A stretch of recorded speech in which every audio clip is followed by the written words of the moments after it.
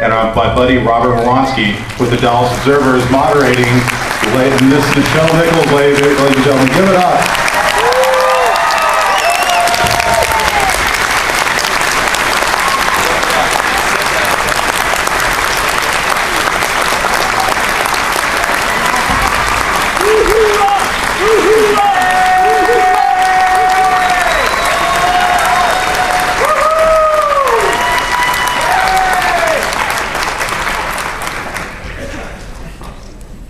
I can't believe that was all for me.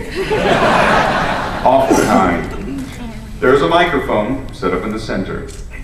I have some questions, but just not yet. Just wait. Let me ask a couple. If you would like to ask a question, feel free to line up at this very moment. We will get to you. We have about 45 minutes. And let's take some questions. But I would like to begin with one. And thank you for being here, by the way. It is my pleasure. It is my pleasure. Now, William Shatner and Leonard Nimoy have inflicted upon this world some of the worst music ever made.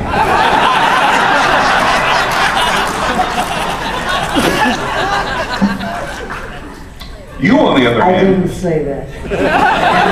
No, I did. They did. You, on the other hand, have an extraordinary voice. Performed with Duke Ellington and Lionel Hampton's bands. Released an extraordinary album in 1967 called Down to Earth. Only released one album after that. Why? Why not more records from you? Well, I actually have done a couple of others. But I got sidetracked from my career. Doing something from outer space. Star Trek interrupted my career. and I don't regret it. The career that I intended, that I thought I was supposed to do, became something so much more, and I'm really, really glad. How did you never find time, though, to go back to the studio? You obviously, Star Trek became a career, working for NASA, working with NASA as a recruiter, then and now, became part of a career. Yeah, you could have found time to get back into the studio. It didn't stop Shatner.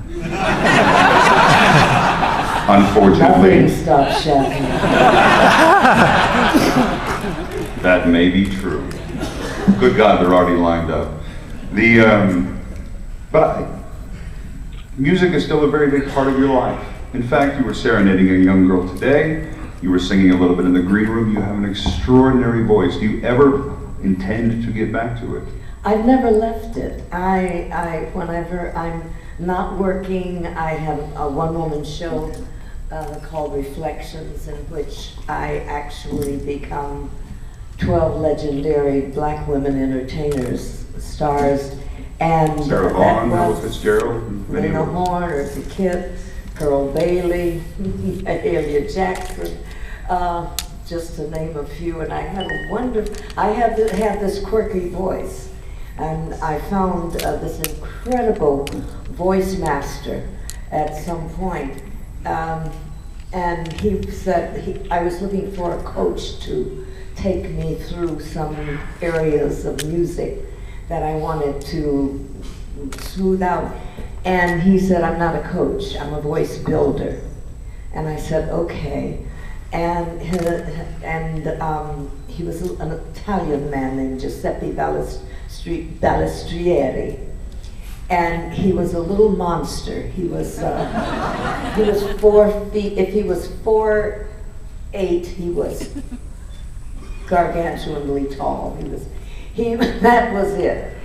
And but I to his face called him Little Mussolini, and he said, "Thank you,"